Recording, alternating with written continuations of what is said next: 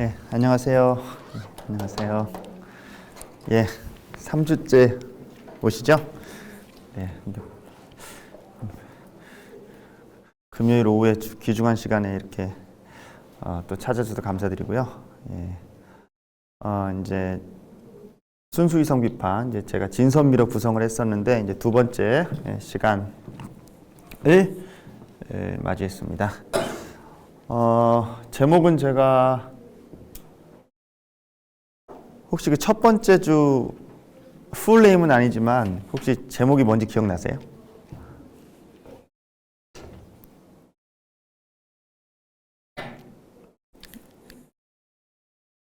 기억이 안 나시는군요. 네, 그 코페르니쿠스적 전해라는 말을 제가 썼었습니다. 그래서 이제 순수이성 비판이 어떤 그 총괄적으로 어떤 의미를 가지고 있는지를 제가 코페르니쿠스적 전해라는 말로 제가 그런 건 아니고요. 그렇게 일반적으로 쓰니까 칸트가 코페르니쿠스적 전해라는 그 말은 쓰진 않았던 걸로 내가 기억해요. 그러니까 코페르니쿠스적 턴, 영어로는 이거 독일어는 벤데를 그러거든요. 코페르니쿠스적 전해라는 말은 나중에 누가 붙인 말 같아요. 코페르니쿠스적 벤데라는 말 제가 못 본 것 같아요. 근데 코페르니쿠스란 그 서론에서 많이 등장을 하고 거기에 이제 제가 지난번에 얘기했던 거는 이제 실험 철학이다 이런 얘기를 했었습니다. 오늘은 이제 제가 이제 감성과 지성의 이중주 그리고 그 뒷면에 서 있는 근대적 주체라는 말로 순수이성 비판의 한 절반 정도를 소개를 시켜드리려고 합니다. 그러니까 이게 순수이성 비판이거든요. 이렇게 두껍거든요. 근데 한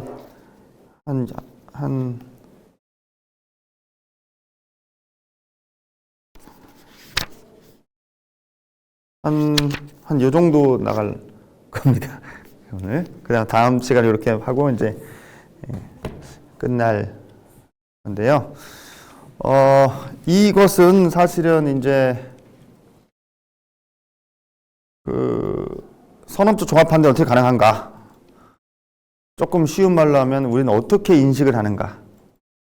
우리가 세상 만물을 어떻게 인식을 하는가에 대한 이야기인데 아주 쉽게 말하면은 정말로 심플하게 말하면은 감성과 지성이 두 개 합쳐지면 우리는 인식을 한다. 이제 요겁니다. 그래서 감성과 지성 이중주 이렇게 얘기를 했고 그 다음에 사실은 뭐 제일 중요한 개념이고 순수이성의 절반을 딱 피면 나오는 부분이 이제 자아에 대한 얘기인데요. 그 자아에 대한 얘기가 이제 근대적 주체 이거를 이제 칸트 전문 용어로는 통각이라고 합니다. 아페르셉존이라는 말인데 펄셉션이죠. 펄셉션에 AP를 붙여갖고 그 뭔가 종합적인 의미 이렇게 써요. 사실은 칸트 용어는 아니고 이게 라이프니츠 용어입니다. 그러니까 라이프니츠적 전통에 서 있다고 보면 되죠. 독일 철학이니까. 그래서 아페르셉존이라는 말을 합니다. 사실 이것도 매우 중요한 개념이고 아주 이해하기 쉽게 말하면은 이 아페르셉존은 사실은 동의어로도 볼 수 있는데 I think라는 말입니다. 그러니까 그 데카르트적 의미의 나는 생각한다. 고키토가 바로 이 아페르셉존입니다.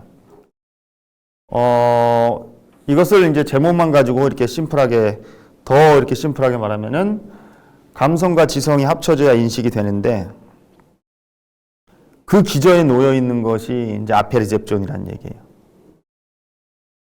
그러니까 나는 감성과 지성이 합쳐져 갖고 인식을 하는데 그 두 개가 담겨져 있는 그릇이 바로 이 아페르셉존이라는 그 통각이라는 것입니다. 그것을 달리 말하면 자기 반성 능력이 될 수도 있고요. 지금 현대 교육학 혹은 현대 뭐 심리학도 얘기할 수 있겠죠. 메타인지라는 말을 많이 써요.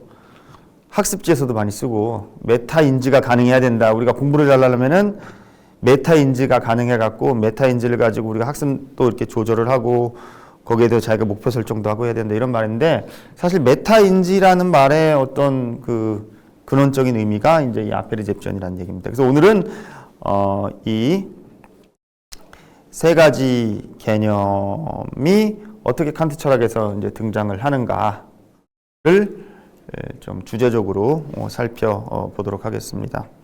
일단은 제가 주안점을 둘 것은 우리가 철학 공부를 할 때 층차가 나눠져야 돼요. 첫째는 그냥 칸트 그 자체가 칸트 텍스트가 어떻게 이해할 수 있을까? 물론 거기에 주관이 포함되겠죠. 그 다음에 이제 칸트 철학 자체에 대한 거리두기를 통해 가지고 이것을 우리가 어떻게 바라볼 것인가? 이것이 과연 합당한 얘기인가? 이제 조금 더 메타적인 이야기가 될 텐데 일단 저는 뭐 제가 이제 제 스스로 생각도 할 수 있지만 제가 아는 안에서 매우 드라이하게 칸트 그 자체의 의미를 잘 전달할 수 있도록 그렇게 노력을 하겠습니다.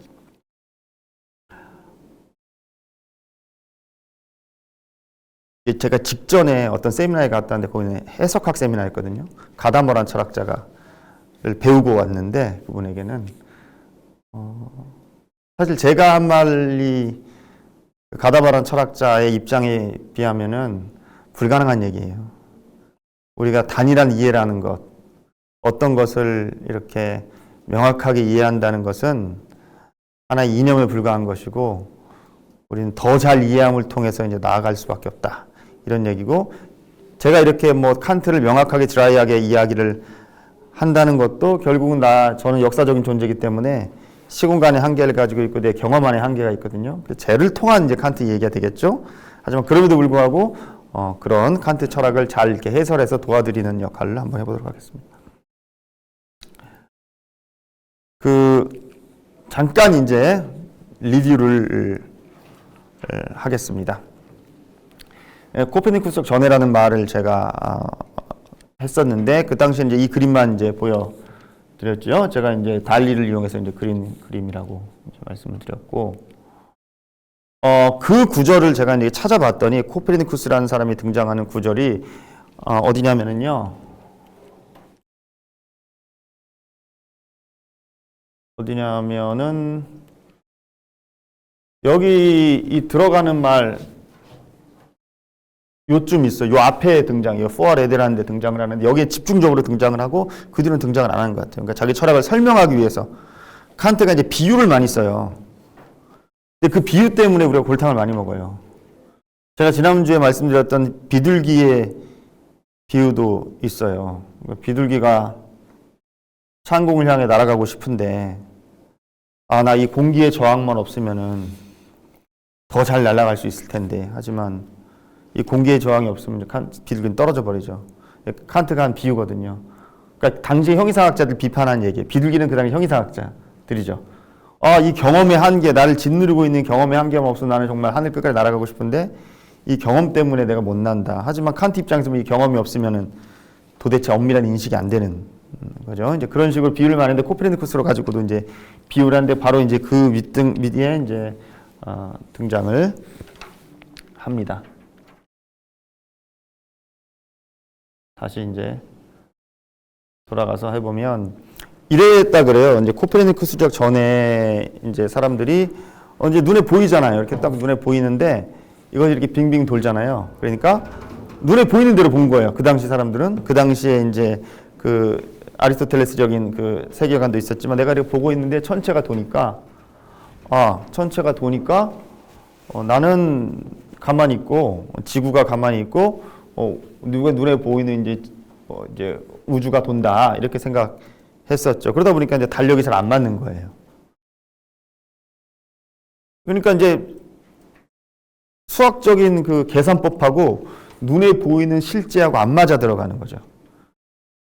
그러니까 우리는 윤달도 있고 뭐 이렇잖아요. 그러니까 안 맞아요. 4년에 한 번씩 안 맞아요. 그러면은 달력을 새로 쓸 수는 없어요. 근데 달력이 되게 중요하니까. 그럼 어떻게 하냐? 수학적 이론을 수정합니다. 그러니까 이렇게 도는데 이렇게 돌고 있지만은 조금 더 갔으니까 이렇게 도는 와중에 이렇게도 돈다 하는 거죠. 그럼 이만큼 차이가 나잖아요. 그럼 또 몇 년간 맞아 들어가.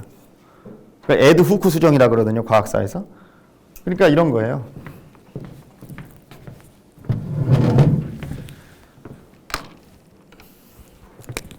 그러니까 이렇게 도는데 좀 원래는 여기 있어야 되는데 안 맞는 거지. 그러니까 이렇게도 여기서 이렇게 또 돈다는 거지. 그럼 요 조금 맞잖아요. 근데 시간이 한참 지나다 보면 또 안 맞거든. 그럼 여기서 돌면 또 이렇게 또 돈다는 거지. 이런 식으로 막 이게 복잡한 수학 체계들이 등장을 하는데, 그러다가 이제 코페르니쿠스적 전해라고 하는 것은 우리가 보이는 대로, 자연이 보이는 대로 하지 말고 한번 바꿔보자. 얘가 도는 것이 아니라 입장을 완전히 바꿔가지고 이 체계를 두고 내가 돈다고 한번 생각해보자. 이렇게 관점을 전환을 시킨 거라고 코페르니쿠스는 봐요. 그러니까 지금 당시에 이제 자연과학관, 그러니까 베이컨, 뉴턴으로 이어지는 어떤 그 자연과학의 태도가, 지금까지 우리는 우리의 인식이, 혹은 우리의 인식할 수 있는 어떤 능력, 우리의 인식의 관점이 대상을 향해 있어야 한다고 가정했다, 이렇게 한 거죠. 그러니까 천체가 이렇게 있으면 이렇게 돈다고, 얘가 돈다고 이제 가정을 했다. 그렇게 하니까 자연은 그대로 있고 내가 얘를 이렇게 이제 지향을 하고 있으니까, 독일어로 보면 나크리튼 이렇게 돼 있거든요. 나크라는 것은 이렇게 따라간다는 얘기예요. 이렇게 내가 거기서 이렇게 방향 지어져 있다는 얘기입니다. 그랬더니 여러 가지 문제들이 막 발생하는 거예요. 그때 문제들이 막 길게 써놨어요, 칸트가. 뭐가 잘 안 맞는 거지. 뭐 변화는 어떻게 생각할 길, 회의주의라는 독단은 어떻게 할 것이 하니까, 그러지 말고 뭐 관점을 전환시켜보자. 이렇게 대상이, 우리의 보여지는 이 대상이 우리의 인식에 정향되어 있다고 거꾸로 관점을 전환시켜서, 얘는 가만히 있고 내가 얘를 막 파고 들어가서 보는 게 아니라 나의 인식 틀로서, 인간이 가지고 있는 인식 틀로서 이것을 바라본다고 한번 생각을 해보자. 그러면 어떻게 될까? 칸트는 나름대로 문제가 해결됐다고 보는 거예요. 현상으로서의 대상이 우리의 표상방식이라는 것은 우리의 인식이 보는 방식이겠죠. 이것도 되게 어려운 말이에요. 준거한다고 가정한다면 문제는 해결된다. 이제 이런 얘기가 이제 칸트의 얘기입니다. 물 자체는 우리가 있는지 없는지 모르겠고 현상만이 우리의 인식의 대상이 된다. 는 거죠. 뒤에 가면 나는 나의 고키토 이상을 나갈 수 없다, 이런 얘기를 또 칸트가 하는데, 그렇게 됐을 때 우리는 우리의 인식의 영역을 지키면서 이론을 설명할 수 있다, 이렇게 합니다. 그리고 우리의 표상 방식이라는 것은 내가 떠올리는 방식이에요. 표상이라는 말이 이제 Vorstellung이란 말이거든요. 내 앞에 세운다는 얘기인데 다 표상이에요. 칸트에게 따지면 내가 인식하는 것들은 거기에 따른다 가정해 보면 이제 문제는 해결된다. 이제 그래서 쓰게 된 책이 이제 순수이성 비판이다. 자, 이렇게 지난번에 이제 얘기를 했었습니다.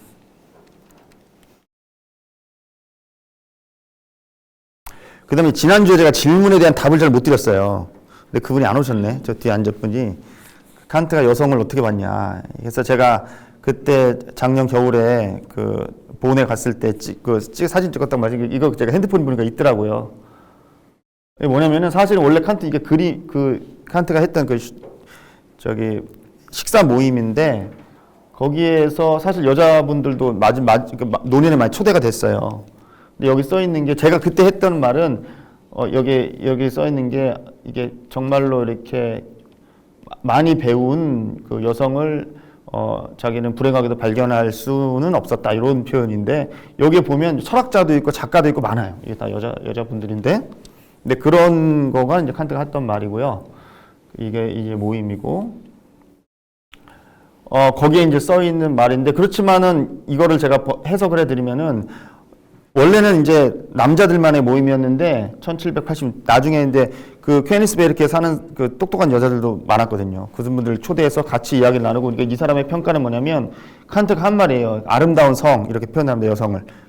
그리고 거기에 대해서 지난번에 했던 질문이, 그럼 여자는 선업적 종합 판단 못하는 건가? 오히려 반대로 해석을 하죠. 충분히 이렇게 디스커션 할 수 있는 상대고 그런 거에 대한 것은 없었다라는 증거를 제가 이제 발견을 했다. 이제 그런 얘기가 제 지난번에 질문이었고요.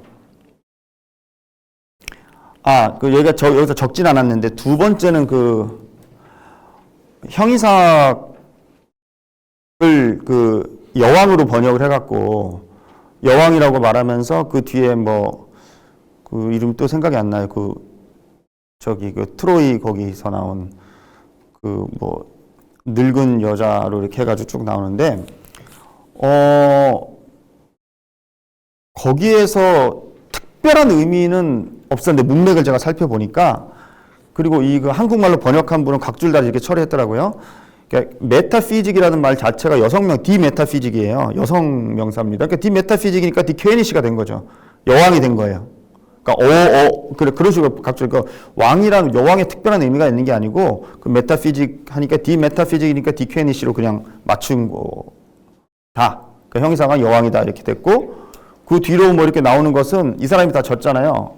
근데 거기에 쭉 서술하는 게 처음에는 독단론이 전제군주처럼 형이상을 꽉 잡고 있었다는 거죠. 그 칸트 말입니다. 그 독단론이 전제군주처럼 딱 잡고 있었는데 이 독단론자들은 제가 볼 때는 스콜라 철학자들인 것 같아요. 그다음 종교의 영역 안에서 신학을 했던 분들이 꽉 잡고 있었는데 그것들이 이제 붕괴되고 그다음 회의주의자들이 나오고 그다음에 이제 아예 그런 것들이 다 없어지고 하면서 형이상하게 꽉 잡고 있었던 권력들이 점차 마지막 로크로 끝났거든요. 점차 이렇게 없어지는 과정을 칸트가 두 달나게 할 줄 써놨습니다. 아마 그런 것을 그 신화에 나타나는 것을 비유했다. 이제 저는 그렇게 생각이 들고요. 궁금하신 분은 그 한번 찾아보세요. 굵은 글씨로 막 이렇게 써놨거든요. 이렇게 예. 이제 그런 것들이 지난번에 했던 그 질문에 대한 답인데 이제 아마 영상에 남기면 보시겠죠. 오늘 안 오셨습니다. 어쨌든 네. 자, 그러면 이제 지난번에 했던 이야기와 중첩되면서 동시에 이제 오늘 얘기로 넘어가도록 하겠습니다. 그 선업적 종합 판단에 대한 얘기부터 이제 제가 이제 시작을 해야 됩니다. 일단 그것을 이해하기 위해서는 이제 매우 교과서적인 좀 작업이 필요합니다. 선업적 종합 판단이라는 것은 이것을 발견했다는 걸로 칸트가 이제 일약 스타가 된 거예요. 뭐냐면 이 짝이 안 맞는 걸 갖다 붙인 거거든. 원래는 분석 판단하고 아프리오리한 판단하고 한 짝입니다. 그리고 종합 판단하고 경험 판단하고 한 짝이에요. 우리말로 바꿔서 아프리오리 선어무라고 번역을 하면 선험적인 것하고 분석적인 것하고 한 짝입니다. 그리고 종합적인 것하고 경험적인 것하고 한 짝이에요.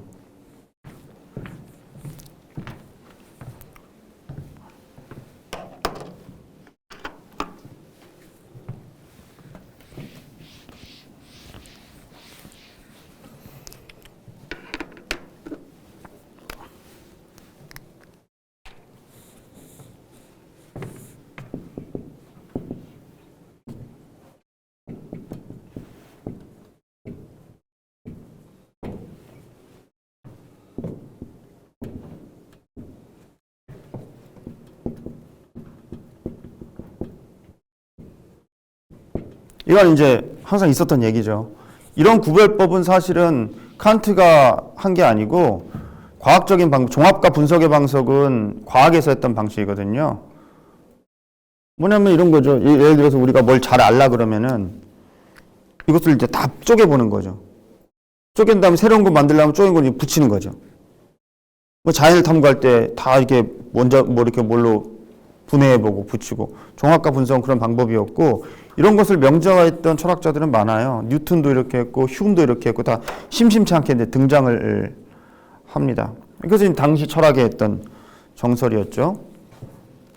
선험적이란 말은 경험에 앞서 있다라는 의미도 되지만 칸트적인 의미에서는 물론 이게 데카르트적인 의미에서는 본유관념 이런 거 할 때 경험에 앞서 있다는 의미가 강해요. 근데 칸트 하는 데는 경험에 앞서 있다기보다는 경험 독립적이다라는 얘기가 가요. 경험과 상관없이 항상 옳은 것. 내가 경험을 해보지 않아도 항상 옳은 것. 이런 것들이 뭐가 있을까요? 뭐가 있을까요? 경험과 상관없이 항상 옳은 것은 수학 같은 거죠. 특별히는 뭐 예를 들면은 A는 A다 이런 거. 이거는 뭐 어떻게 할 수가 없잖아요. 경험물 A가 만약에 A가 A는 A다라고 했을 때 A에 뭐 사과를 집어넣거나 배를 집어넣거나 뭘 집어넣어도 항상 참인 거죠. 이로부터 A는 A가 아닌 것이 아니다라는 이제 모순유리 도출 이런 거는 선언적으로 참인 거예요. 경험과 상관없이 그 블랭크에다 뭘 집어넣어도 참이기 때문에 이런 것들이 이제 수학을 이제 모델로 삼은 것들이 이제 선언적 이제 선언 판단이 되게 선언적인 판단 결과가 되겠죠. 한편 분석적인 것은 이것도 이제 항상 참일 수밖에 없는 판단입니다. 칸트를 떠나서 그 전의 정의는 항상 이 사람들의 이 서양 사람들의 이 의식의 구조는 주어 더하기 수로예요.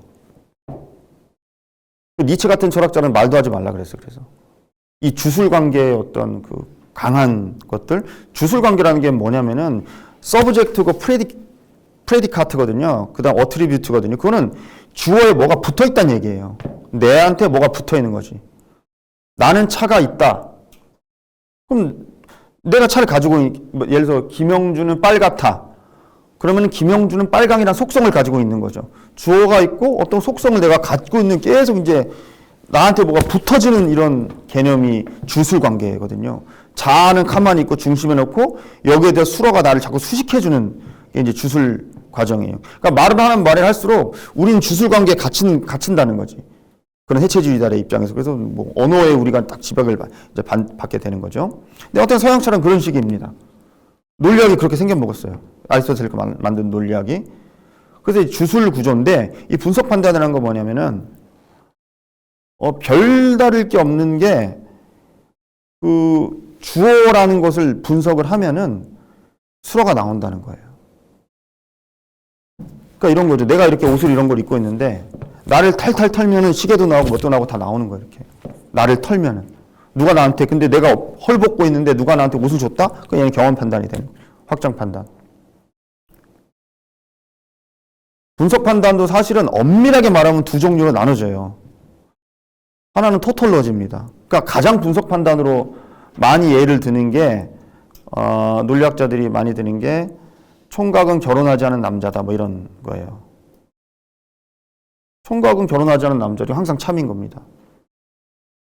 근데 이것 좀 다른 거야. 총각은 총각의 얘기도 분석 판단이고요. 근데 이 칸트의 말을 조금 더 잘 이해하려면은 이런 류의 분석 판단보다는 제가 이제 사과를 가지고 왔는데 뭐 이걸 뭐 이렇게 빨간 사과는 사과다. 이런 것은 이제 분석 판단으로 할 수가 있어요. 빨간 사과라는 개념은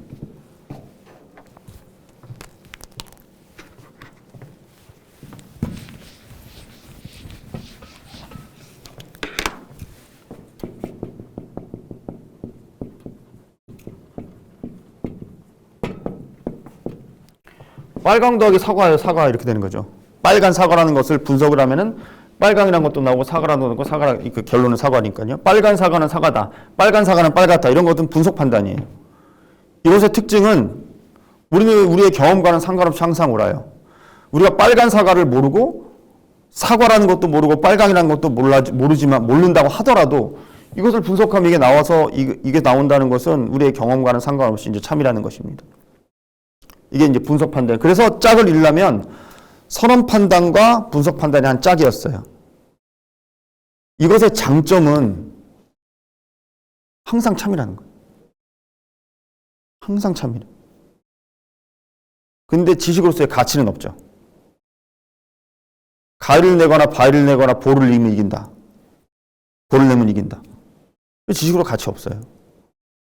항상 참이죠, 하지만. 데카르트 같은 철학자들이 이런 걸 하고 있다고 본 거죠. 경험주의자들은. 계속 다 하면 네 생각하는 자아는 항상 존재한다. 이거 뭐, 그래서 어쩌라고 이렇게 나는. 뭐 경험은 네가 알아주는 게 뭐가 있어. 이렇게 됩니다.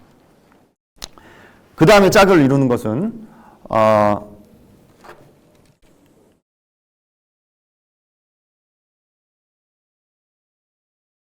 이제 종합 판단입니다.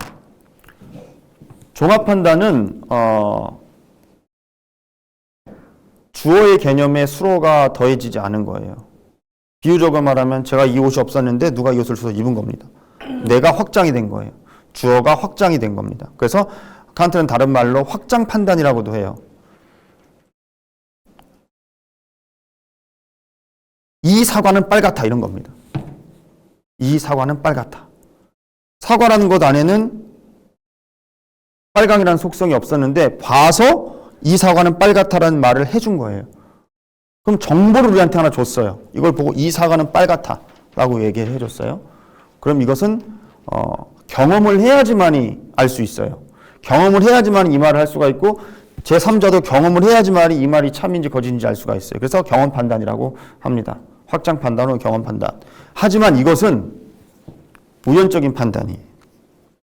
이것은 틀릴 수가 있어요. 이것이 사과가 아닐 수도 있고 이것이 풋사과일 수도 있고.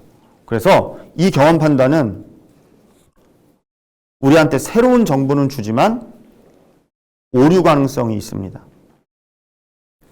가위를 내면 이긴다. 이렇게 하면. 그래, 이기면 이제 좋은 거죠. 하지만 그 말은 거짓일 가능성을 항상 가지고 있죠. 그래서 이 두 가지가 아주 철학사를 뭉뚱그려서 말하면 경험 판단은 로크류의 경험주의적인 맥락을 대표한다고 할 수 있고, 하나는 이제 데카르트주의 본유관념을 얘기하는 이제 선험주의자들을 이렇게 대표한다고 할 수가 있는데, 제가 지난 시간에 강물을 이렇게 비유로 들었듯이, 그럼 칸트는 고민한 거죠. 어떻게 확실하면서도 새로운 지식을 줄 수가 있을까? 이것을 이제 이렇게 딱 믹스 매치를 한번 시켜본 것입니다. 그게 이제 선험적이면서 동시에 종합적인 판단이라고, 이제 선험적 종합 판단이다. 이제 칸트가 이렇게 얘기를 해요. 근데 이게 말은 쉬운데 따지고 보면 되게 어려워요. 뭐 제가 다 설명드릴 수는 없지만 이것도 뭐 제가 분석한 바는 수학, 과학과학적, 형이상학적, 인신론적, 종합적 분석을 옛날에 한번 한 적이 있었는데요. 뭐 지금 우리가 이 책에서 할 수 있는 것은 이제 인신론적 이제 종합성입니다. 전에 이제 질문하셨던 것이 7 더하기 5는 10이다 이런 것이에요. 그리고 사실은 이것을 현대 수학에서는 종합 판단이 아니라고 하고 있어요. 그렇게 하는 사람도 있어요. 피아노인가 이런 사람이 있어요. 이탈리아 수학자들. 뭐냐면 우리는 공리에 따라서, 자연수의 공리에 따라서 n 더하기 1이라는 것을 직관적으로 한다는 거예요. 그러니까 10이라는 것이 5 더하기 7은 10이라는 게 아니라, 저도 잘은 모르는데 1 더하기 1 더하기 1 더하기 1 더하기 1 12까지 가면은 이것은 이제 분석 판단이라고 얘기를 합니다. n 더하기 1, 뭐 n 더하기 1 직관적으로 쭉 이렇게 나오는데 궁금하시면 한번 찾아보시길 바라요. 이것은 분석 판단을 하는 비판도 있다. 되게 복잡해서 제가 소화도 못하겠고 모르지만 핵심은 우리가 자연수를 생각할 때 2는 1 더하기 1이고 3은 2 더하기 1이고 4는 3 더하기 1이고, 근데 3을 다 가로를 풀면 다시 1 더하기 1 더하기 1 이렇게 되잖아요. 그럼 이게 직관적으로 우리가 이것을 종합적으로 하는 게 아니라 우리는 직관적으로 한다 이렇게 얘기를 해요. 그러니까 5를 1 5개로 7을 1 7개 이렇게 하는데, 근데 칸트 얘기로 돌아오면 이렇습니다. 다시 말씀드리면 이것도 의미 해석이 많지만 이것은 항상 참이에요. 내가 봐도 참이고 달나라 가도 참이고 여기저기 가도 다 참입니다. 경험 독립적으로 참이기 때문에 이것은 아프리오리하다 이렇게 돼요. 하지만 이 주어라는 것, 5 더하기 7이라는 것을 아무리 분석해봐도 우리는 10이라는 것은 나올 수가 없다. 여기서 우리가 주목해야 될 것은 바로 이 종합이라는 거예요. 종합이라는 것은 우리가 가지고 있는 능력이라는 겁니다. 다른 데 있는 것이 아니고 5 더하기 7이라는 것을 해도 10이라는 것을 도출하는 이 더하기라는 능력은 우리가 가지고 있는 이제 선험적인 능력이다. 주어와 수로를 합치는 능력은 선험적인 능력이다. 이렇게 이제 얘기를 합니다. 그래서 5 더하기 7은 10이다. 이런 것은 이제 수학에서 말하는 이제 선험적 종합 판단의 예로 칸트가 들고 있고, 순수 자연과학에서 보면 물질계의 모든 변화에서 물질이하고 불변화, 이것 이제 선험적 종합 판단이라고 보고 있고, 형이상학적 종합 판단은 세계는 최초의 시작이 있어야 한다. 이것이 형이상학적 선험적 종합 명제다. 이렇게 이제 칸트가 얘기를 하고 있습니다.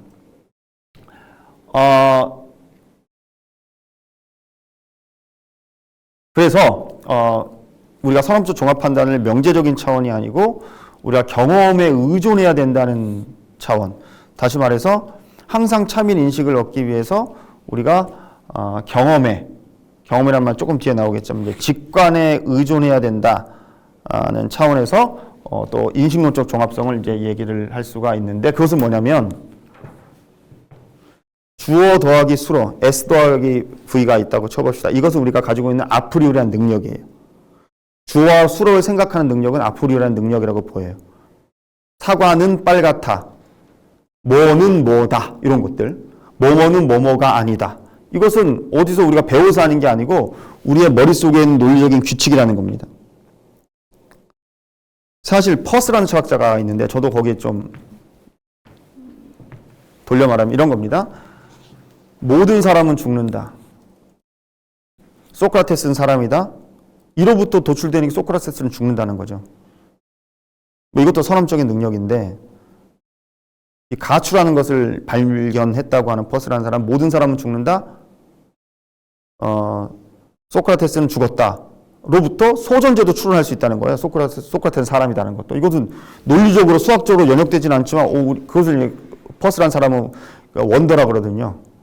이게 좀 신비한 능력이다 이런 것처럼 이 더할 수 있는 주어와 수를 엮을 수 있는 이 선험적인 인식 틀이 우리한테는 있다.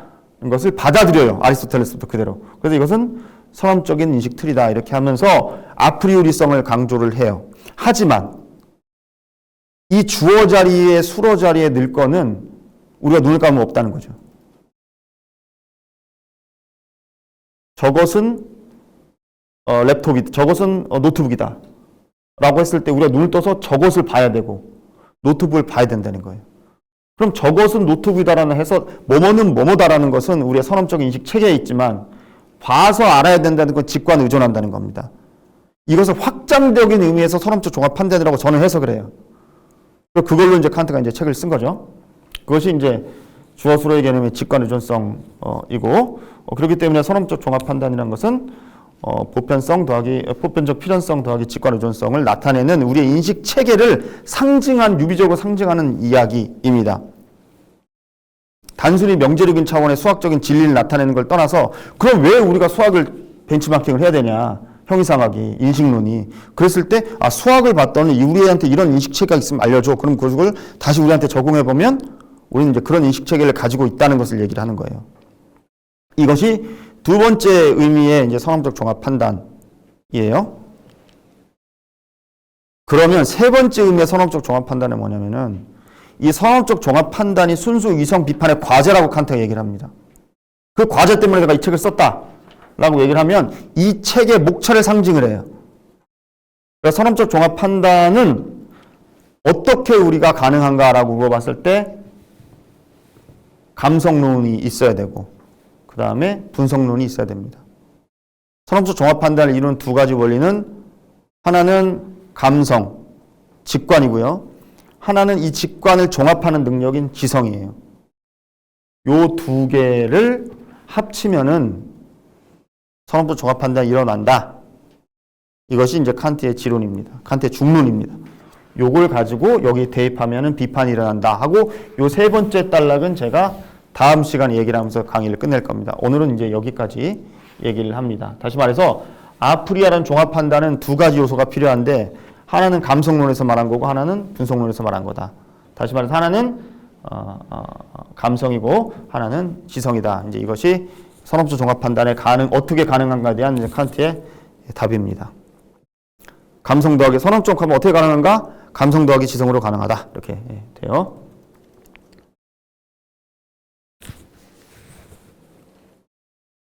자, 이게 아주 이제 대표적인 말입니다.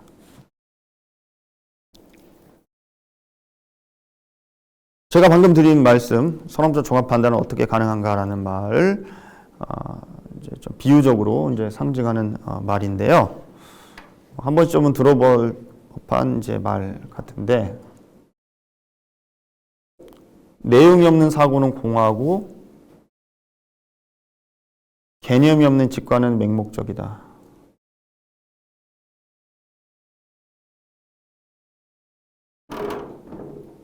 이 쌍이 맨날 헷갈려요, 할 때마다. 여기가 맹목이 공허인지 모르겠고, 이 앞뒤가 뭐가 없는 건지 모르는데, 직관적으로 무슨 의미 같아요? 직관적으로 봤을 때? 칸트를 떠나서. 개념 없다. 개념 없이 직관적인 사람은 좀 개념 없다 그러면 좀 개념 없는 사람. 뭔가 맥락 없고 뭐 이런 것 같기도 하고. 그냥 누구라도 좋으면, 칸트 안에서도 좋고, 그냥 우리말을 풀어봤을 때도 좋고요.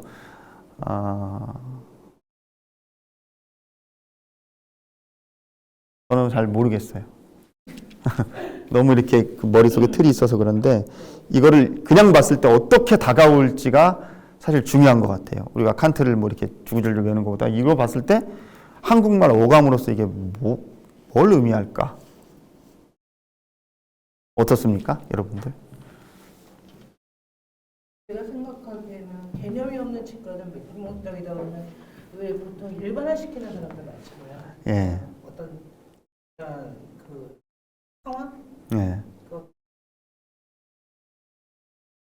상황에 대해서 일반화시키는 거. 그다음에 성급한 일반화 뭐 하나 보고 이렇게 딱 그걸로 얘기할 수 있고 내용이 없는 사고는 공허하다 그러는데 왜 이거는 대충 이해가 가요. 개념 없는 직관은 이해가 가는데 이거는 잘 우리말로 뭘 좀 어떻게 하기가 모르겠어요.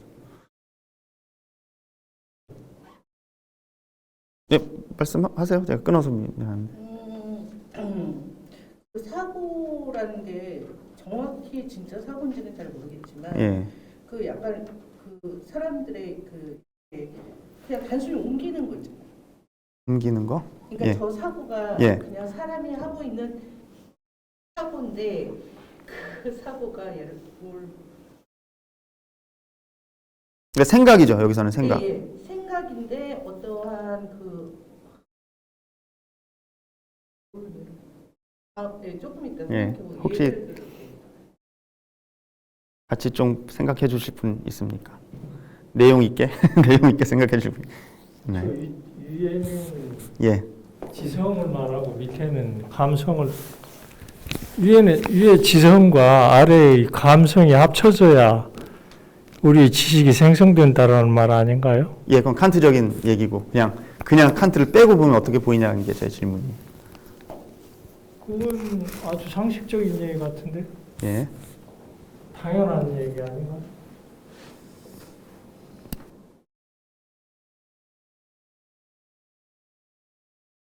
얘기인데 예. 얼마 전에 이제 한 정치인을 되게 좋아한다고 하면서 이제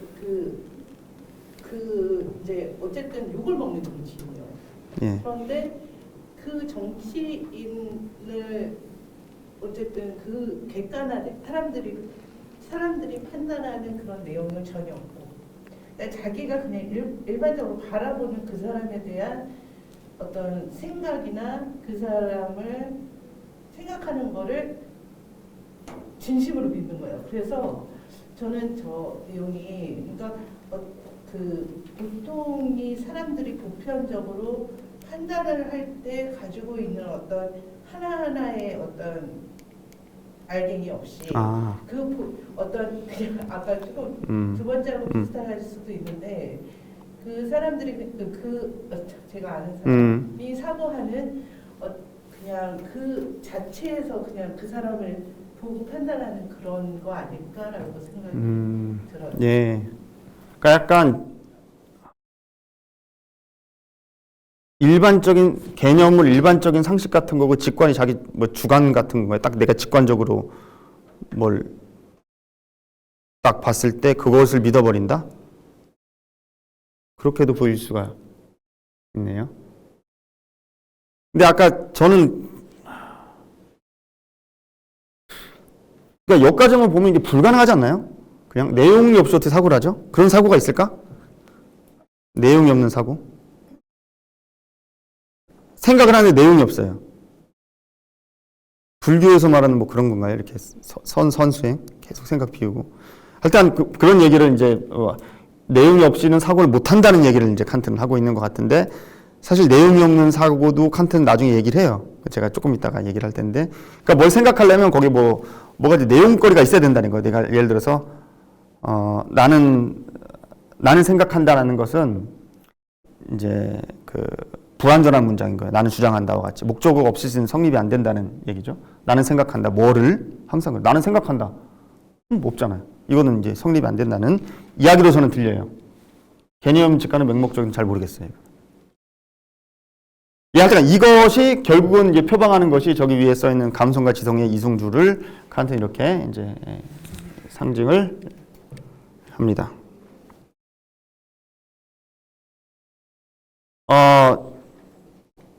영어 이제 오형식이 있는데 이제 그것을 좀 예로 들어서 가져올라 그래요. 이게 뭐 제가 알기로는 찾아보니까 그게 미국 사람이 했는데 그 일본에서 해가지고 한국에서 그거 많이 오형식으로 했다고 그러더라고요. 그러니까 그 1형식, 2형식, 3형식, 4형식, 5형식 영문법 성문 영어 할 때 그러니까 일본에서 들어와서 우리가 만약 했다는데 그것이 뭐 요즘에는 잘 안 쓰고 하는데 여튼 거기서 이제 좀 힌트를 얻어서 설명을 해보게 1형식이거든요. 주어 더하기 수로 P가 낫겠죠. 그러니까 어쨌든 주어 더하기 동사예요. 수로라고 치면은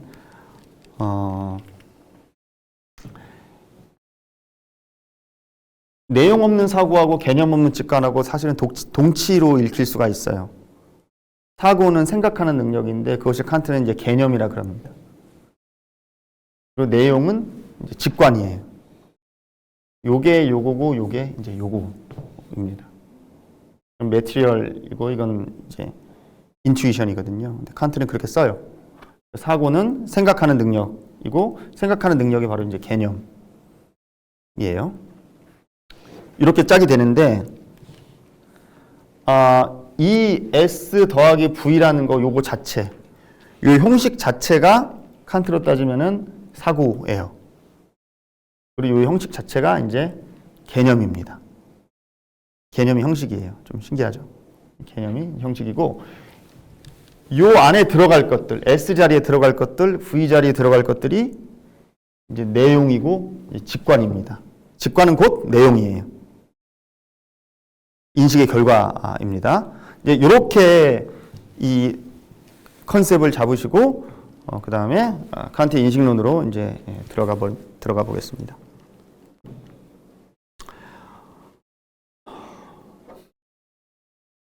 이제 직관을 칸트가 이렇게 설명을 합니다. 인식이 대상에 직접 관계하고 모든 사고가 그 수단으로 구하고 있는 것. 사고는 생각하는 능력이죠. 그 수단으로 구한다는 말은 뭘 자꾸 인식하고 싶다는 얘기예요. 그 인식의 내용거리를 이제 이야기합니다. 인식의 내용거리가 이제 직관입니다. 우리는 이제 직관했다. 그러면 뭐 예를 들어서 나 손흥민 직관했어 이렇게 보거든요. 손흥민 직접 봤어 이런 얘기로 직관을 쓰는데 사실 좀 달라요. 칸트 용어의 직관이라는 것은 독일어 안샤웅이라는 얘기거든요. 안이라는 것은 이렇게 딱 붙어 있다는 얘기예요. 앞으로. 그러니까 샤웅이라는 것은 봤다는 얘기거든요. 그래서 이게 붙어서 본 거죠. 그래서 내가 가지고 있는 어떤 봐서 알게 된 감각 재료 이런 것들을 센스 데이터를 이제 넓은 의미에서 이것도 막 갈라져요. 경험적 직관은 감각이고 이 감각의 무규정적 대상은 현상이고 뭐 이런 얘기를 막 하는데 이건 너무 이제 복잡합니다. 그래서 여튼 직관이라는 것은 우리 인식이 이런 대상에 직접 관계하고 직접 관계한다는 말은 뭐 생각 안 했다는 얘기예요. 아직 직접 관계하고 모든 사고 구산을 구하고 있는 것 이렇게 얘기를 합니다.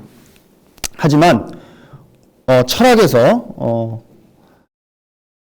이런 이제 우리가 머릿속에 있는 센스 데이터겠죠. 감각 봐서 이렇게 알게 된 색깔이라든지 형태라든지 이런 걸 이제 뜻하는데 철학에서 이제 직관이다라는 말을 사실 두 가지 의미로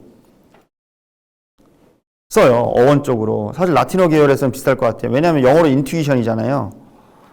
독일어로 번역하면 안샤웅인데 독일에서도 인투이티브라는 말이 있거든요. 그러니까 인투이티브하다는 말도 인투이션, 직관적이라는 말도 직관에서 온 거고 인투이티브하다는 것.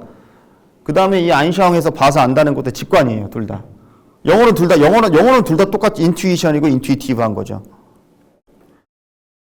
이렇게 봐서 알게 된 것도 직관이고 인투이티브하다는 것은 직관적으로 안다는 것은 반대되는 말이 데덕티브입니다. 디덕션 했다는 얘기죠. 추론해서 안 게 아니고 직접 알았다는 거예요. 그냥 추론 과정 없이. 이것도 직관이에요. 디덕션 했다는 얘기는 3단 문법을 썼다는 얘기예요. 그러니까 직관적 지식이라는 것은 뭐냐? 모든 사람은 죽는다에서부터 모든 사람은 죽는다라는 전제는 어떤 사람은 죽는다라는 말에 추론할 필요가 없어요. 모든 사람은 죽어? 그럼 어떤 사람은 당연히 죽지. 이게 직관적 지식이에요. 근데 디덕션 했다는 얘기, 디덕티브 했다는 말은 인투이티브 했다는 것에 대한 개념 반대상으로는 모든 사람은 죽는다, 소크라테스 사람 소크라테스 죽는다. 이건 추론 과정이 필요하죠. 이럴 때 이제 데덕티브하다는 겁니다. 그러니까 두 가지 의미가 있다고 알아두시면 됩니다. 사실 이 직관이라는 말이 근데 아까 인투이티브하다는 말하고도 통해요. 아직 추론하지 않고 직접 봐서 직접 관계했다 그러는 거니까. 이미디어틀리하게 관계해서 아는 것이 이제 직관이다. 이렇게 이제 이야기를 하겠습니다. 그러면 직관은 뭘 통해서 우리가 받아들이는가? 직관은 어떻게 우리가 받아들이는가? 라는 질문을 하게 되는데 칸트는 감성이라고 표현합니다. 독일어는 진리시카이트라고 그래요.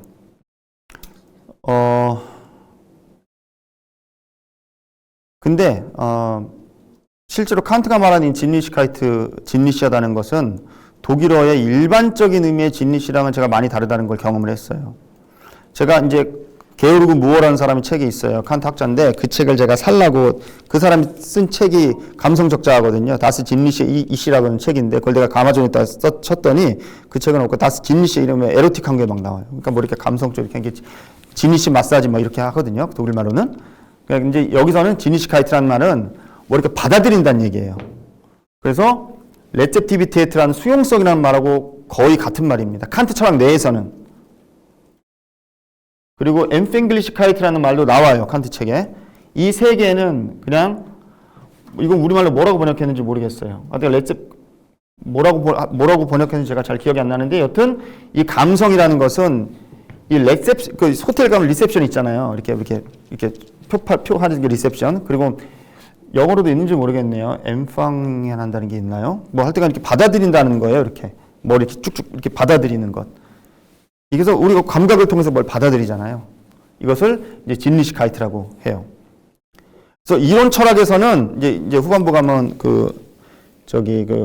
윤리학도 배우겠지만은 인간의 본질적인 요소를 구성하는 것 중에 하나가 이제 감성이에요. 우리는 감성을 통해서 뭘 받아들여요. 하지만 좀 멀리 나간 얘기인데 이것 때문에 우리가 구속이 돼요. 칸트는 이것 때문에 윤리학으로 가면은 이 감성이 사실 그냥 긍정적인 요소로 쓰이지 않아요. 경향성이라는 얘기를 나중에 이제 듣게 될 텐데 경향성이 감성 때문에 생기는 거거든요. 예를 들어서 내가 막 배가 고파. 근데 내가 감성이 있는 존재이기 때문에 뭐 육신이 연약한 존재이기 때문에 빵이 있으면 막 끌려가거든요. 이렇게. 뭐가 뚫려있기 때문에 뭐 이상형이 지나가면 막 쫓아가고 좋은 향기가 나면 막 가고 이게 이제 감성 때문에 일어나는 일이어서 이것은 인식을 할 수 있는 매튜얼을 받아들이는 그런 의미도 있지만 윤리학으로 가면 이것 때문에 도덕성이 제약받는 의미도 있습니다. 이것이 이제 우리가 이제 시각이라든지 후각이라든지 밖으로 뚫려 있기 때문에 무엇들을 대상과 직접 관계해서 무엇을 받아들이는 능력이 이제 감성이다. 이렇게 얻어 두시면 됩니다. 그래서 이제 굳이 뭐 말씀을 드리자면 제가 이거를 막 시간 없는데 이렇게 여러 번 리바이스를 해갖고 사실 PPT가 몇 장이 지금 집에서 버전 관리가 안 돼가지고 빠졌는데 그림을 그리면 이렇게 돼요.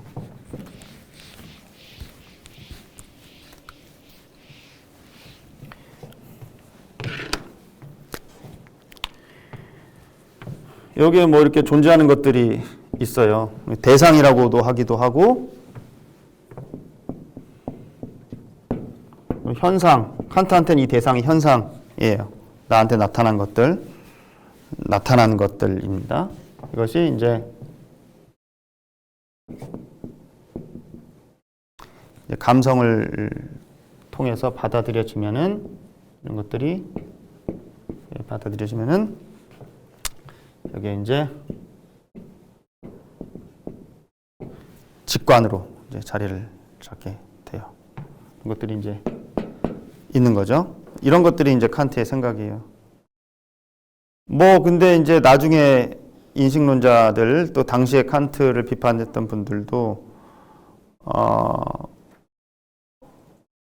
여기서 이제 걸리는 거죠. 도대체 현상이 뭐냐? 그 물 자체는 어떻게 인식하냐? 이제 이런 논쟁이 벌어져요. 그것은 칸트한테는 우리가 인식할 수 있는 대상은 현상뿐이고 현상 밖으로 넘어갈 수 없는데 소위 이제 뭐 과학적 실제론자라든지 소박한 실제론자들은 이제 물 자체를 우리가 직접 인식한다고. 이게 우리의 상식적 실제론이죠. 얘가 만약에 나의 현상에 불과하다고 여러분들이 보는 거랑 다르다고 생각하면 이게 우리가 사회생활이 되겠습니까?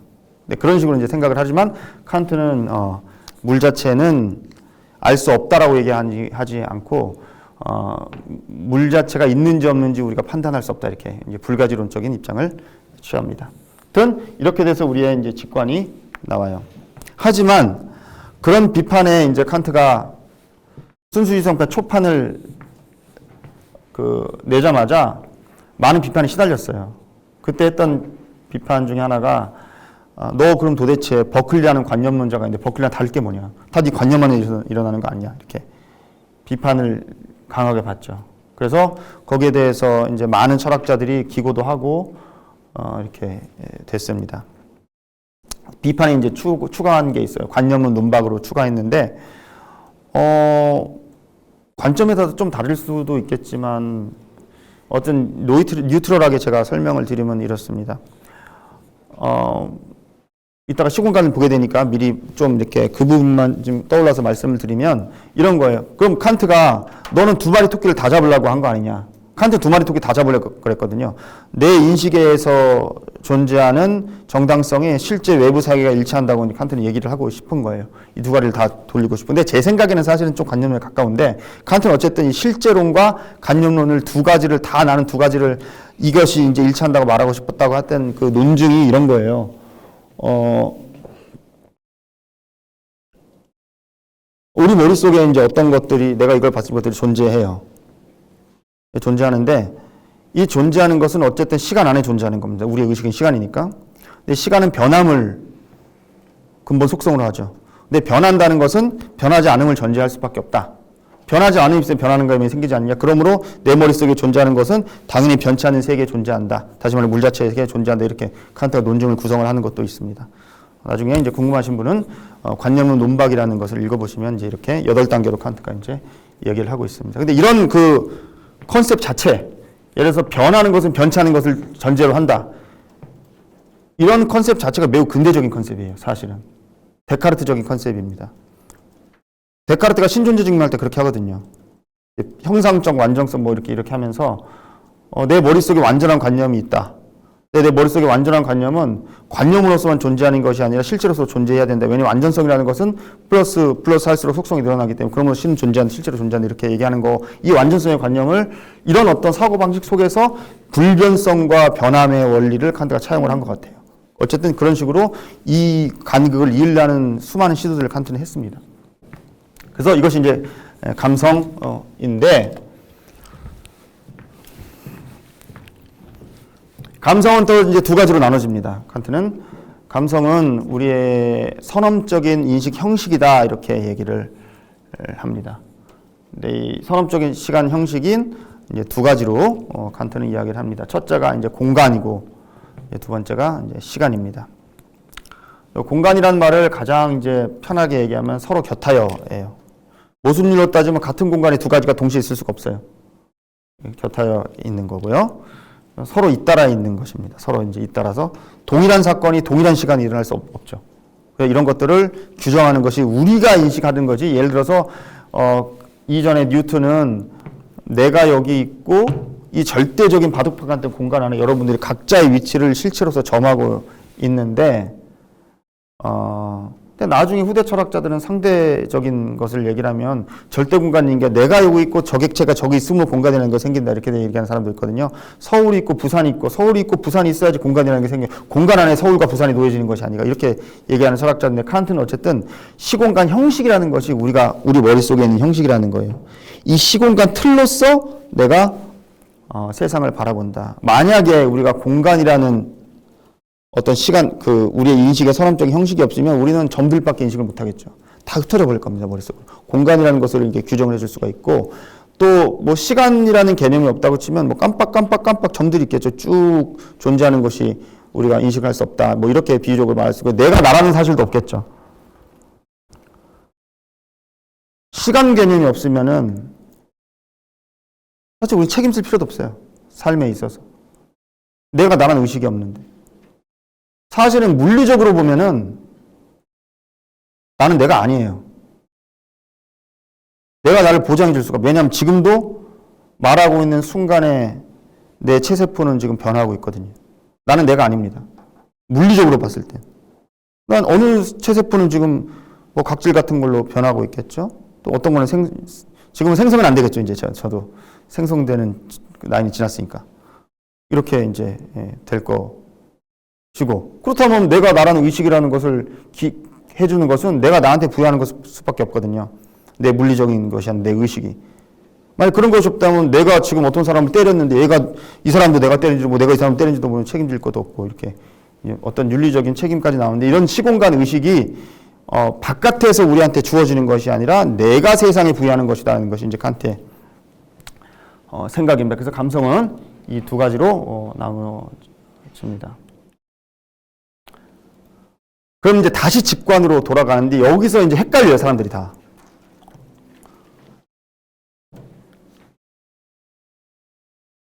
뭐냐면 이것은 우리가 봤을 때 저기 이게 동그라미 친 것처럼 인식의 어떤 결과였어요. 감성을 통해서 받아들인 시공간을 통해서 받아들인 결과였어요.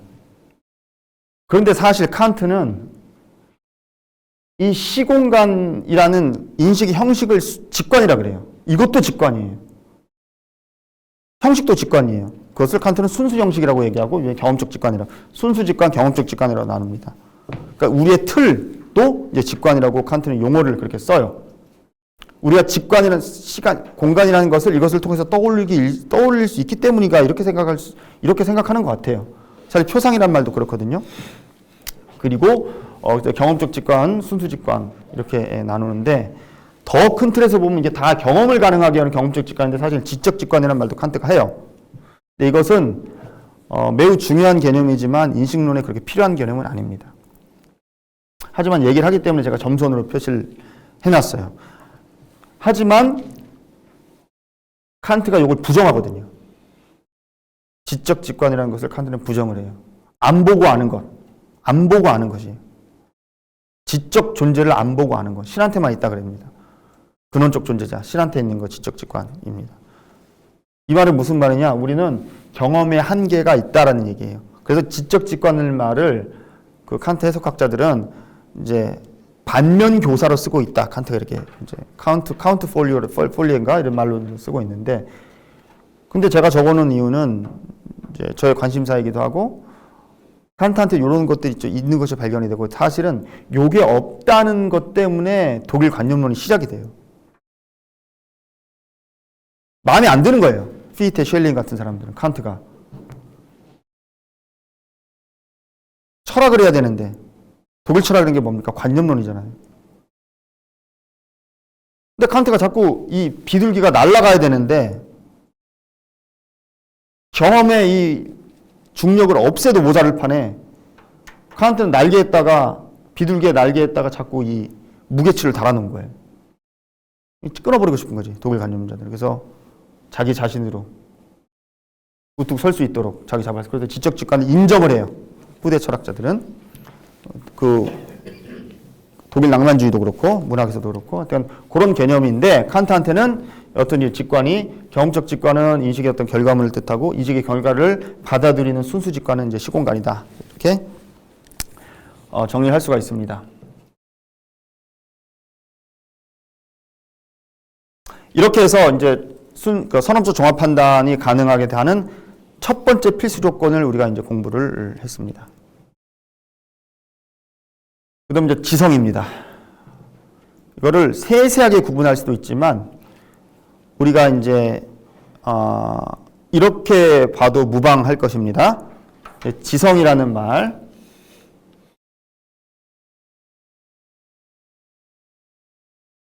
그리고 여기에 사고라는 말, 개념이라는 말은 같은 걸 의미한다고 보면 돼요.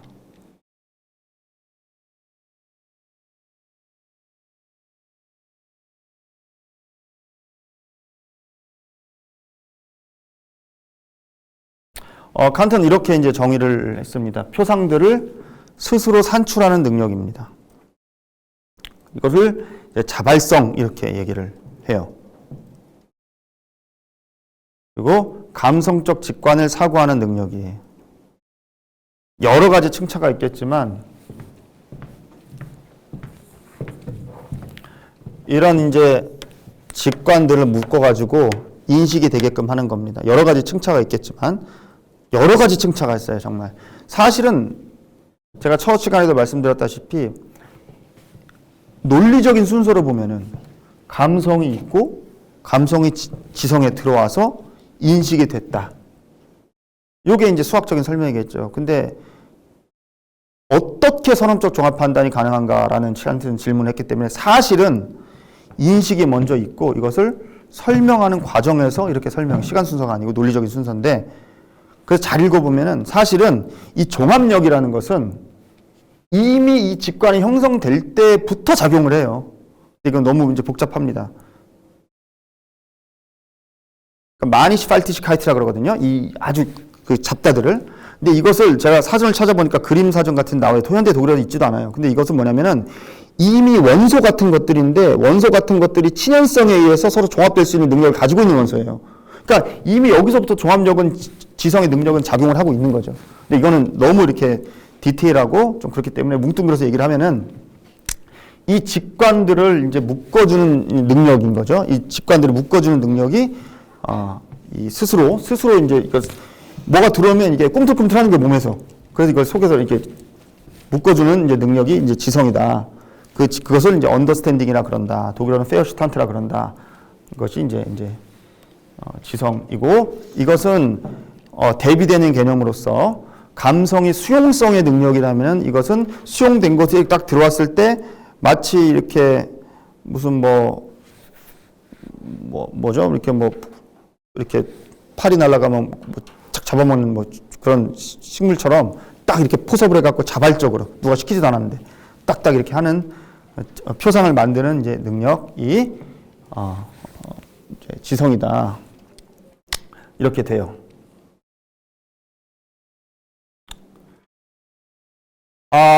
근데 이제 사실은 보면 이게 우리말로 번역을 해서 이런데 다시 원래 들어가면 이게 복수거든요. 개념들이고 직관들이에요. 개념들, 직관들 이렇게 써 있습니다.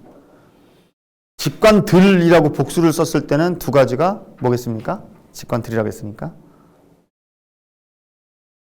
시간과 공간이에요. 시간과 공간이고 개념들이라 그래요. 그러니까 개념을 칸트가 단수로 썼을 때는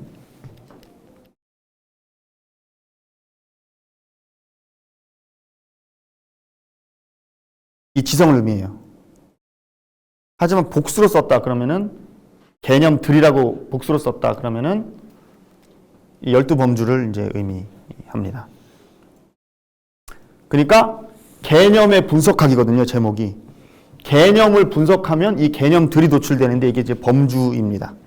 범주는 아니에요. 이것은 판단표고 범주표는 뒤에 또 나오는데 자리가 없어서 제가 설명하기 위해서 이 범주표를 가지고 왔어요. 그러니까 우리가 종합하는 능력을 잘 분석해 보면 우리는 이 12개 이상의 범주를 갖지 않는다는 것이 칸트의 지론이에요. 완전성 이런 표현하거든요. 완전하다. 여기서 더 이상 없다. 붙일 것도 없고 뺄 것도 없이 칸트가 딱 얘기를 해요. 우리 뇌는 이렇게 구성되어 있는 건데 이렇게 분석하면 이렇게 나오는데 왜냐하면은 그 근거는 아리스토텔레스한테 있어요. 아리스토텔레스가 논리학할 때 우리가 판단할 수 있는 범주를 10개로 만들었거든요. 그래서 다 완전하다고 1500년 전 쓰고 있었겠죠. 근데 자기는 이것을 3개, 4개로 유목함도 2개를 더 추가를 했어요. 그래서 12개를 딱 만들었는데 이것이 이제 완벽하다. 이렇게 해서 우리는 이걸로만 이제 판단을 한다라고 칸트는 이제 믿습니다. 근데 이것이 비판을 받아요. 그러니까 독일어로 Vollständigkeit라 그럽니다. 그러니까 Voll은 full이에요. full, standing 돼 있다는 거죠. 다 꽉 차 있다는 얘기인데 왜 이게 Vollständigkeit인지는 설명을 부족하게 합니다. 그래서 이 부분에 대해서도 많은 연구가들은 그냥 아리스토텔레스를 받아들이고 거의 자기가 두가 시켰는데 실제로 뭐 쓸만하니까 그렇게 했다라고 이제 얘기를 합니다. 설명하면 이건 이제 양범주, 양질, 관계, 양태 이렇게 돼요. 제가 다음 시간에 저기 한국말로 쳐가지고 오겠습니다. 그다음 이거는 보편, 특수, 단층 이렇게 되고 이렇게 되는데 이거는 뭐 긍정, 부정, 무한 이렇게 됩니다. 그리고 이거는 정언, 가언, 선언 이렇게 되는데 이거 다 설명하려면 좀 어렵긴 하지만 그래도 말씀을 드릴게요. 이제 보편 판단은 모든 판단이에요. 현대 논리학으로 말하면은 모든 A는 B다, 모든 S는 P다라는 판단입니다. 모든 S는 P다. 어떤 썸입니다. 썸 S는 P다고 S는 P다 이렇게 돼요. 근데 칸트는 여기서 특기할 것은 사실 얘랑 다르지 않다고 봐요. 형식적으로는 다르지만 모든 사람은 죽는다, 사람은 죽는다. 그걸 죽는다는 수로에 다 포함이 되거든요. 이렇게 판단을 합니다. 이런 긍정 판단이에요. A는 B다 합니다. A는 B, S는 P다. S는 P가 아니다. 근데 이 무한 판단이 독특한 판단입니다. 현대 논리학에서 같이 봐요. 뭐냐면은 나는 죽지 않는다. 이것은 부정 판단이에요. 나는 죽지 않는다니까. 근데 나는 불사자다. 이런 무한 판단입니다. 의미는 같지만 결국 나라는 것은 불사자의 속성을 가지고 있는 거거든요. 젊은 학생들 보면 나 안 출석할래 그러거든요. 이런 건 이제 안 출석을 자기가 의지를 가지고 하는 거야. 출석을 안 하는 거는 뭐 나쁜 놈이고 안 출석할래. 내가 한 거죠. 나 안 출석하는 속성을 가지고 이제 무한 판단이. 이것을 이제 칸트는 무한 판단이라고 합니다. 카테고리칼하다는 것은 A는 B다라는 거예요. 항상 거기 딱 들어맞는 얘기고 히포테티칼하다는 것은 이제 가원 쪽에 예를 들면은 강의가 재밌으면 갈래 이런 겁니다. 강의가 재밌으면 간다. 이게 이제 가원 판단이고 디시정티브하다는 건 우리가 선택한다는 거거든요. 뭐 짜장면을 먹거나 짬뽕을 먹겠다. 이제 이런 겁니다. 근데 이런 걸로 이제 12개가 이루어져 있다 그러고 이런 것들은 사실 칸트 그 순수성 비판에 곳곳에 다 영향을 미치고 있어요. 다음 시간에 이제 제가 이것을 특징지어서 말하면 이것은 우리가 자아론과 바로 맞닿아 있고요. 영혼 불멸과 히포테티카라는 것은 신학이를 이것은 이제 우주론을 뜻해요. 우주의 창조, 그러니까 코스몰로지아를 뜻하고 이것은 디스정티브하는 것 신학이랑 연결이 돼요. 그러니까 철저한 사람입니다. 그러니까 이분이 케니스베르크에 살다가 여기저기서 강의 자리가 한두 번인가 들어왔어요. 윤리학 강의 교수라고. 근데 거절했어요. 자기는 형이상학과 논리학 강의만 하겠다 이렇게. 그 자리가 오면 가겠다. 근데 진짜 그랬는지 아니면 케니스베르크를 떠날 용기가 없어서 그런지는 모르는 얘기예요. 어쨌든 매우 논리적이고 논리학과 형이상 연결시키는 사람이고 이것은 probability하다는 것은 가능성을 얘기를 합니다. 그리고 뭐 이것은 두 번째 것은 맞음을 얘기하고 그 진리치를 얘기하고 맞음은 필연성을 얘기하는데요. 이것도 나중에 설명을 드리면 그러면 이제 한번 예를 들어볼게요. 우리가 이 두 개를 가지고 그러면은 어떻게 인식이 가능하다고 말을 하는 건가? 얘기를 해보면 이렇습니다. 여기서 만약에 이 양범주에서 싱굴러를 취하고요. 단층 판단을 취하고 여기서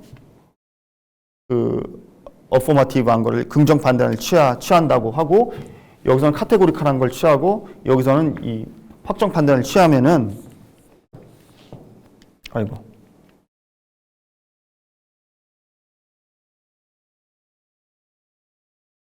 이 형식이 나와요. 그러니까 이렇다는 거예요. A는 B다의 형식이 이제 나와요. 우리 뇌가 이렇게 12개로 나눠줘서 이렇게 딱딱딱딱 해서 여기에 딱딱 들어가면 그럼 여기다가 직관을 통해서 보는 거죠. 직관을 통해서 이것은 리모컨이다. 이렇게 되면 이 리모컨은 검다 하면 검은 리모컨이라는 표상이 딱 형성이 되는 거죠.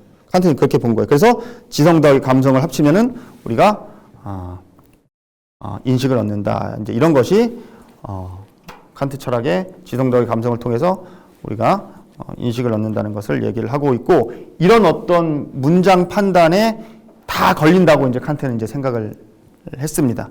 우리가 지식이 만약에 명제에 이루어져 있다면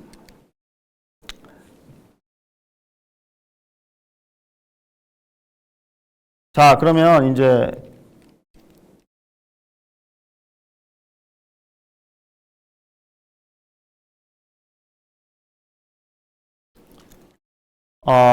마지막에 이제 이런 모든 것들의 근원적인 원리를 칸트가 이야기를 하는데 이것이 바로 이제 자아입니다.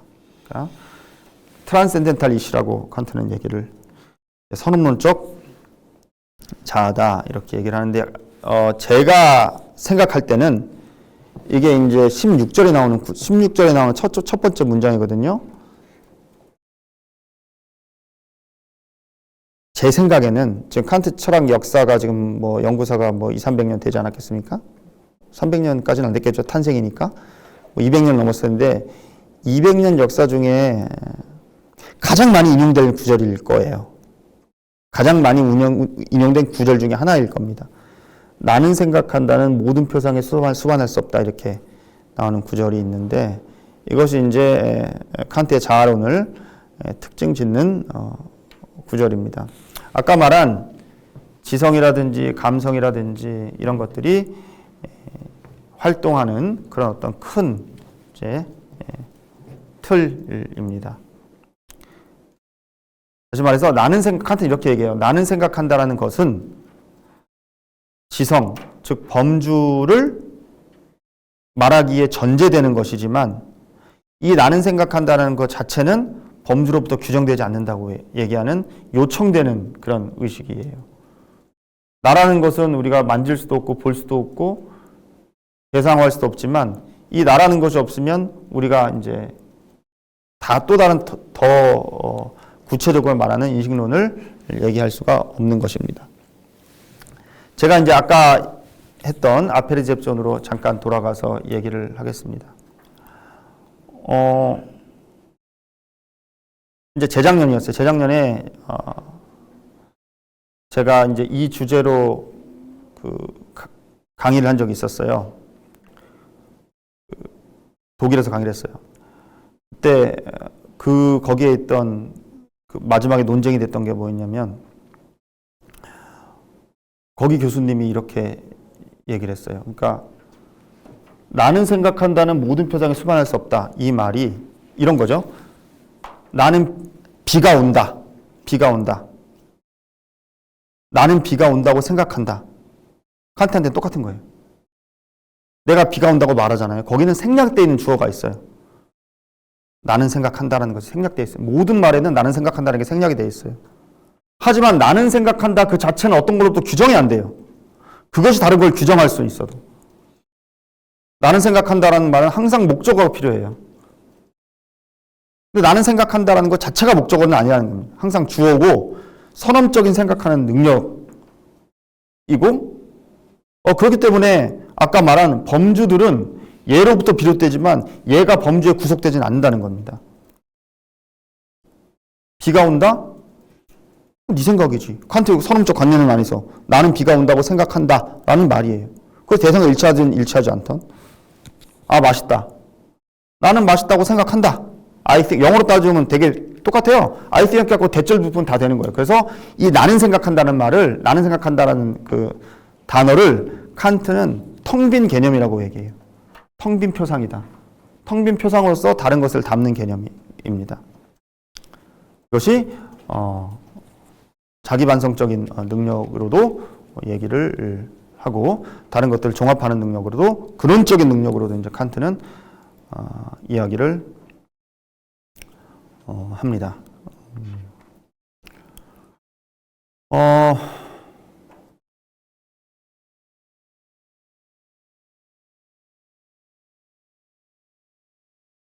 조금 더 이제 얘기를 하면은 그래서 나는 생각한다는 건 나의 모든 표상이라는 것은 목적어를 뜻해요. 내가 알고 있는 모든 것을, 내가 보고 있는 모든 것에 이제 수반할 수밖에 없다. 이제 이런 얘기인데 조금 더 시간이 좀 있기 때문에 한 마디만 이제 더 말씀을 드리고 마치도록 하겠습니다.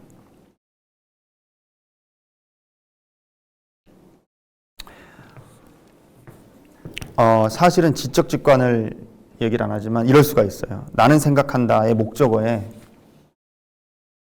나를 집어넣을 수가 있거든요. 나는 나를 생각한다가 돼요. 근데 그때 나는 목적어이지만 사실 주어와 같아요. 내가 나를 생각하는 거예요.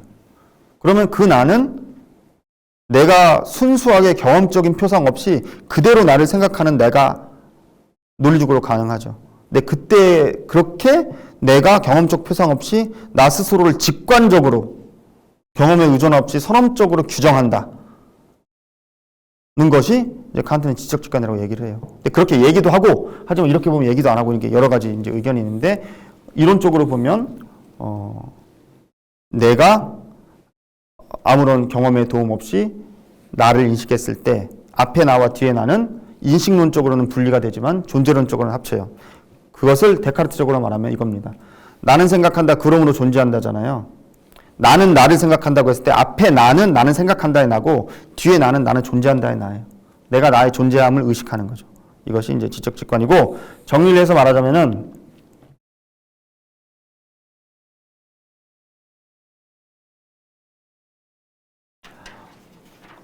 선언적 종합면제가 어떻게 가능한가? 라고 했을 때 감성 더하기 지성을 통해서 가능하다. 이것이 이제 칸트의 입장이고 이것은 칸트가 수차례 강조를 합니다. 첫 번째, 선언적 종합명제가 어떻게 가능한가? 라고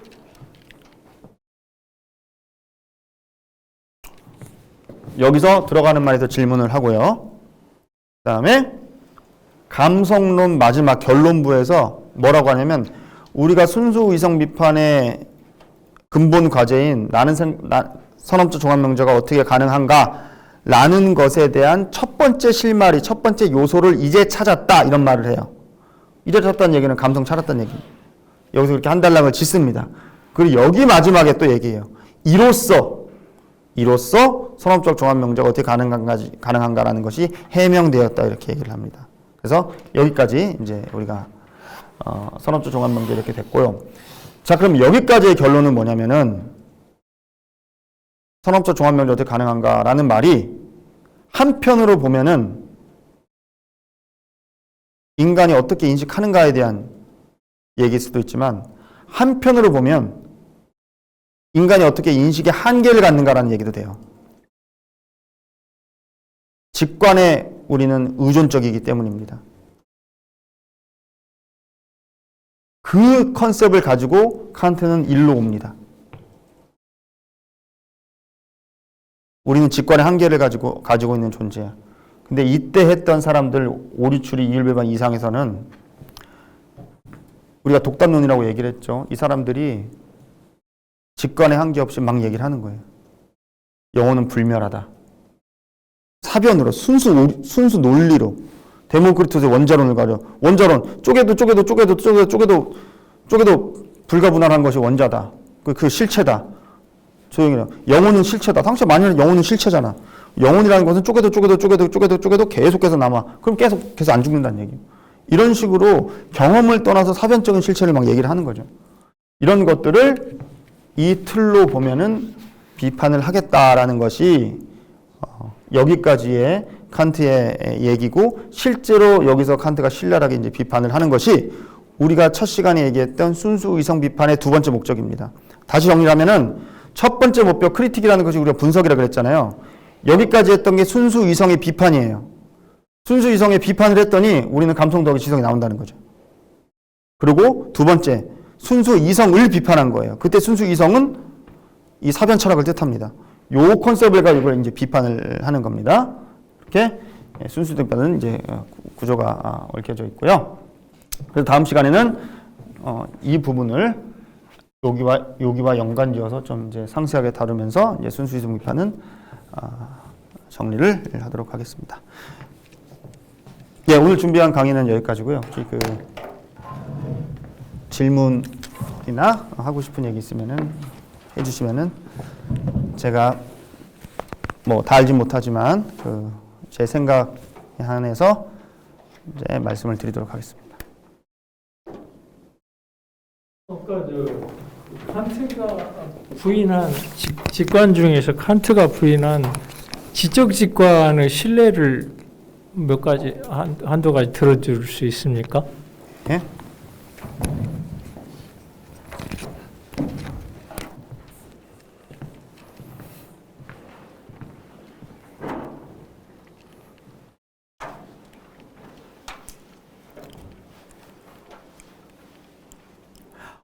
지적 직관은 능력입니다. 우리가 어떤 것을 인식하는 능력인데, 지적 대상을 감성의 도움 없이 인식하는 능력이에요. 그래서 감성적 세계에서는 우리가 지적 직관을 칸트의 컨셉에 따라서는 예를 들 수가 없어요. 하지만 칸트가 얘기했던 구절을 그대로 말씀드리면 근원적인 존재자가 가진 능력이다. 우어 슈프리스의 우어 베젠이라 그러는데, 그건 신을 뜻하는데, 그건 뭐냐면은 신은 안 봐도 머릿속으로 자기가 안다는 얘기예요. 그러니까 꼭 봐서 하는 것이 아니라 머릿속에 일단 세계의 원리가 들어가 있고 경험 세계를 떠나서 아는 거죠. 이렇게 하는 것이 기본적인 스콜라로부터 내려오는 지적 직관의 의미입니다. 그렇지만 칸트가 지적 직관을 얘기를 하는 게 있어요. 그것은 제가 아까 말씀드린 바로 그것입니다. 자기 알미예요. 내가 경험적 대상 없이 나 스스로를 아는 거죠. 나스 이시핀, 내가 존재함을 아는 거죠. 나 배고파. 배고픈 나를 아는 거잖아요. 그것은 경험적인 나예요. 하지만 나라는 텅 빈 자아 그 자체를 의식한다고 얘기하는 게 있어요. 근데 그것이 이제 칸트가 말하는 이제 지적 직관인데, 칸트가 그 얘기를 되게 조심스럽게 해요. 조심스럽게의 의미는 뭐냐면, 주로 그 얘기를 할 때는 독일어의 접속법 이식을 씁니다. 쿠드, 슈드 이런 식으로, 우드 이런 식으로. 그것을 이제 얘기를 하고, 그 다음에 윤리학으로 오면은 사실은 정말로 우리가 중요하게 생각하는 게 뭐냐. 감성적 도움 하나 없이 인간 그 스스로가 자기가 법칙을 수립하는 것이 뭐냐. 이게 정언명령이거든요.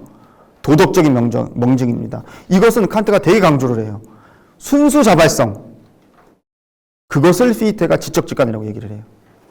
다시 말해서 피히테 입장에서 보면은 칸트 해석자거든요. 철학자이기도 하지만 칸트는 자기 철학의 붕괴를 막기 위해서 속마음에 있던 걸 얘기 안 했다고 피히테는 얘기를 해요. 그러니까 정리해서 말씀드리면은 첫 번째 의미의 이론 철학에서의 지적 직관의 대상은 자기 알미입니다. 자기 인식. 두 번째 윤리학에서의 지적 직관의 대상은 정언 명령입니다.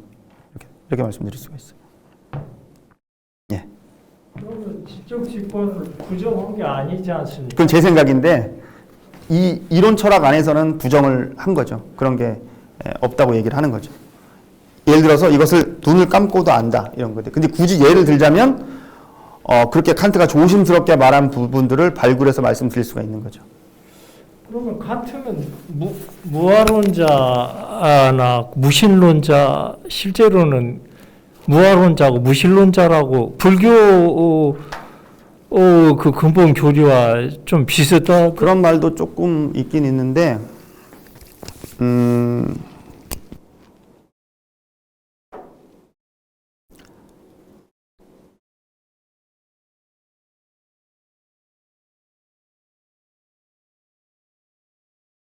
논리적 자아라고 이제 표현을 해요.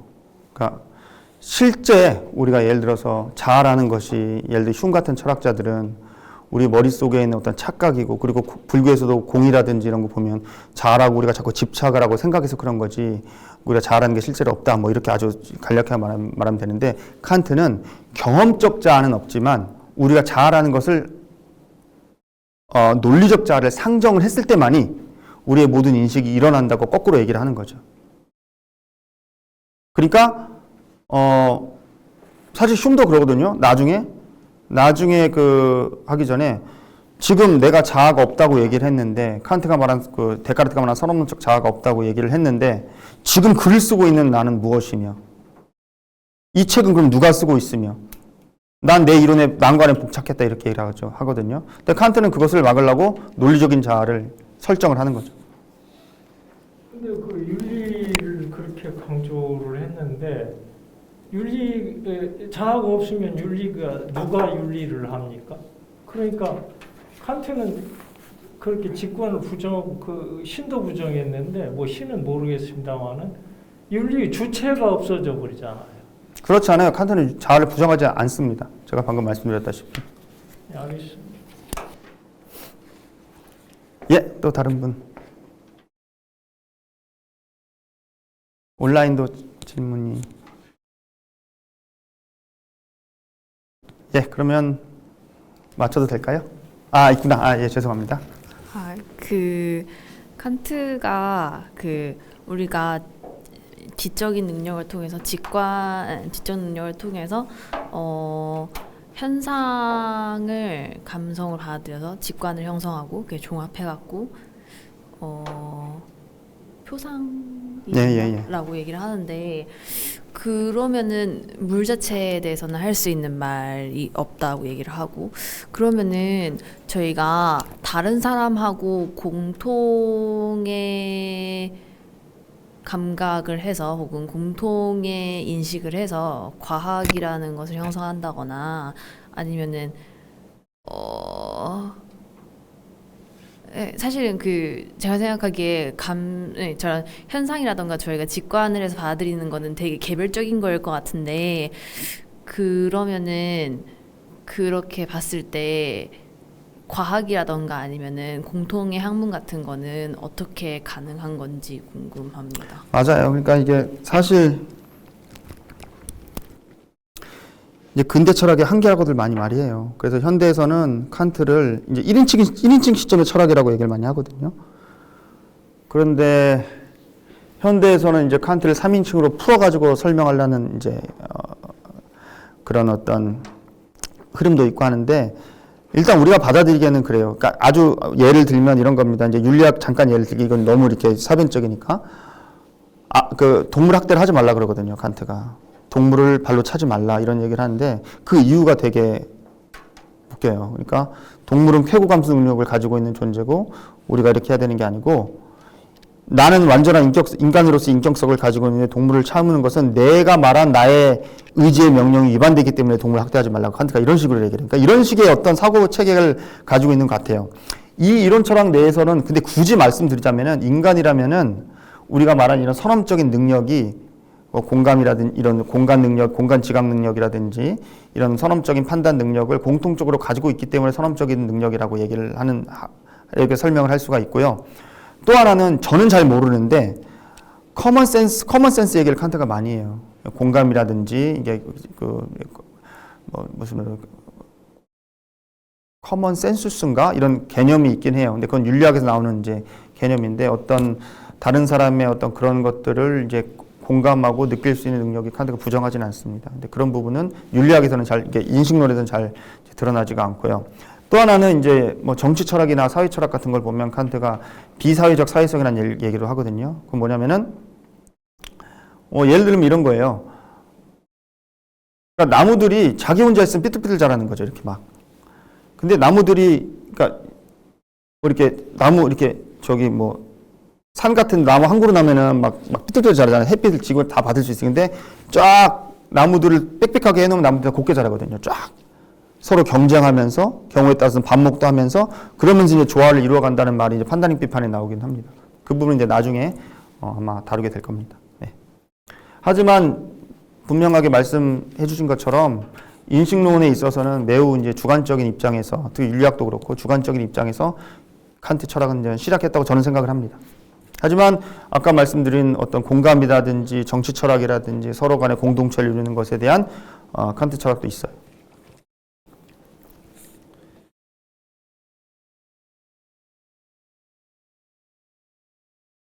예, 그러면 매일 2명씩 질문하시네요. 네, 네, 감사합니다.